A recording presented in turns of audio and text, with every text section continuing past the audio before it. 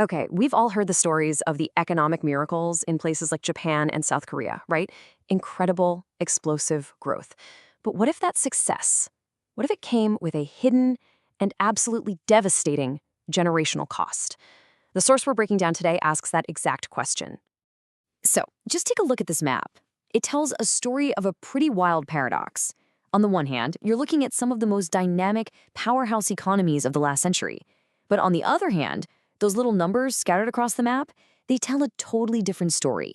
These same places now have the lowest fertility rates on the entire planet. It's like an economic boom happening at the same time as a demographic bust. So, how are these two things connected? I mean, is this just a big coincidence? Well, the analysis we're digging into today argues no way. It presents a pretty controversial theory that this demographic crisis isn't just some random side effect of getting wealthy, it's a direct consequence of the very model that created all that wealth in the first place. So what was the secret ingredient? The secret sauce, if you will. The source we're looking at says it wasn't just about good policy or new technology. It was about having a very specific and maybe unrepeatable kind of workforce, a workforce that was fundamentally uprooted. Okay, so let's break down this core concept, the atomized workforce. Now, this isn't just about people moving to a city for a new job. It describes a huge population of workers who are truly disconnected, cut off from their land, from their old villages, and from their extended family structures. And when you have that, you get a workforce with almost no social safety net, and, this is crucial, very, very little bargaining power. The source actually traces this model all the way back to post-World War II Japan. Just think about it. Millions of soldiers come home from overseas, but their old rural lives, they're just gone. There's no land, no village to go back to.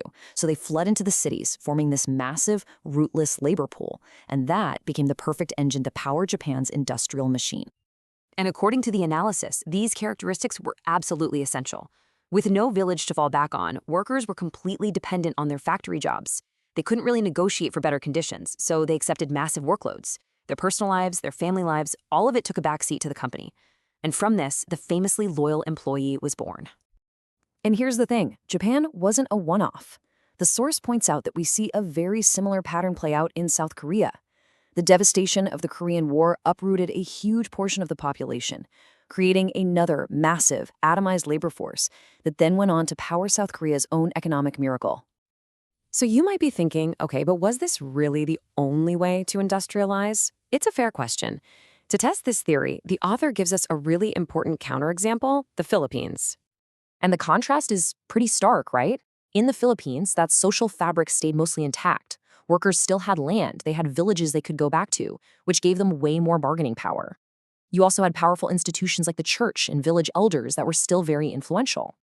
And the result? Industrialization was a lot slower, mainly because the country just didn't have that same kind of easily mobilized, low-power workforce. Okay, so this brings us to the price tag. If this atomized workforce was the engine for all that incredible growth, what exactly was the fuel?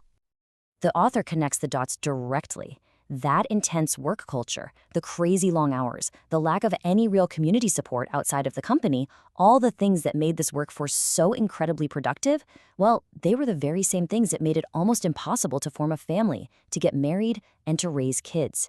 The sacrifice for industrial growth was effectively the next generation. And this is what it all leads to. One single staggering number, 0.7. That's South Korea's fertility rate as of 2023, the lowest in the world. Now, to put that into perspective, a population needs a rate of 2.1 just to stay stable. This isn't just a slow decline, it's the demographic cliff that this entire analysis has been building towards. It really forces us to look past the shiny GDP charts and ask a much tougher question about the human trade-offs. As the source puts it, bluntly, was it worth developing the economy at the cost of the generations that followed? So where does this all lead? Well, the analysis takes a huge step back and offers a final and pretty provocative conclusion. This isn't just framed as an economic problem or a social issue anymore. It's framed as a potential civilizational one. And to really underscore the gravity of the situation, the source draws a historical parallel that's kind of chilling. The late Roman Empire. Roman citizens had very low birth rates, while the so-called barbarian tribes on the borders, well, they stayed fertile, and they grew. This reframes demographic decline not as some modern problem, but as an ancient pattern with potentially dire consequences. And that historical lens leads to what is, without a doubt, the source's most shocking prediction. The logic just follows the argument to its ultimate conclusion. The society with slower economic growth but a stronger, more fertile culture, the Philippines, may actually have a better shot at long-term survival than the economic powerhouse that simply stopped replacing its own population. And so that's the final thought we're left with. It's a question that flips our whole idea of what makes a country successful completely on its head. It asks us to consider that maybe, just maybe, the ultimate measure of a nation's strength isn't its economic output, but its cultural vitality. Its simple, fundamental willingness to create and invest in the future.